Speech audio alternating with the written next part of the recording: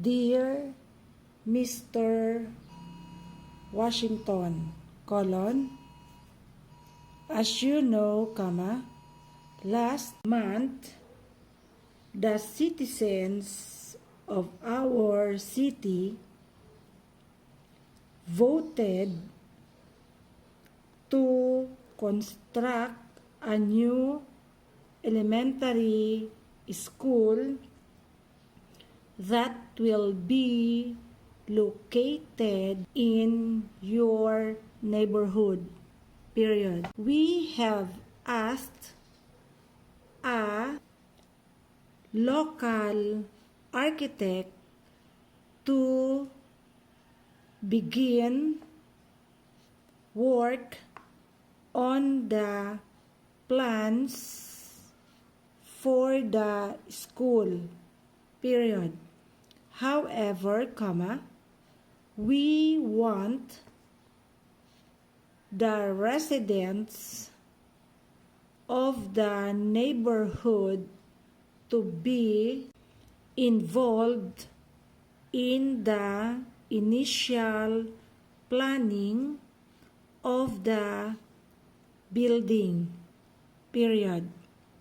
We feel that the input of the parents and students, and other residents of the area will definitely help us to plan the type of school that will be of greatest value to all concerned. Paragraph.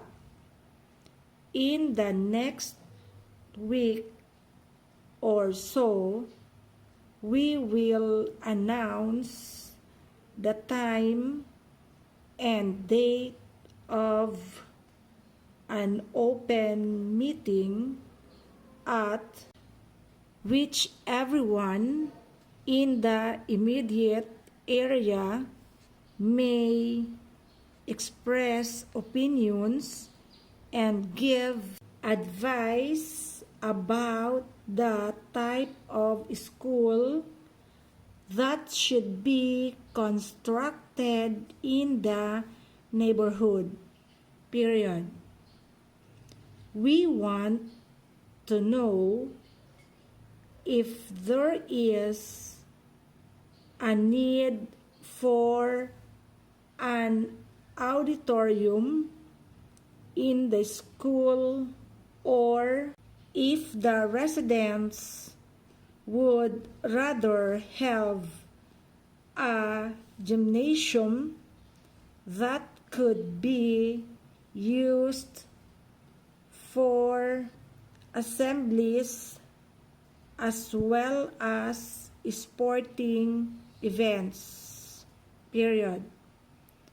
We also need to know if the people in the area would like to have a library that could be used by everyone in the community. Paragraph.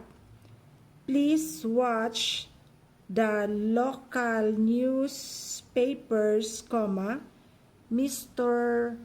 Washington, for the announcement, period. Then plan to be with us to let us know just the type of school facility that you believe would be of greatest value to the students in your area, period.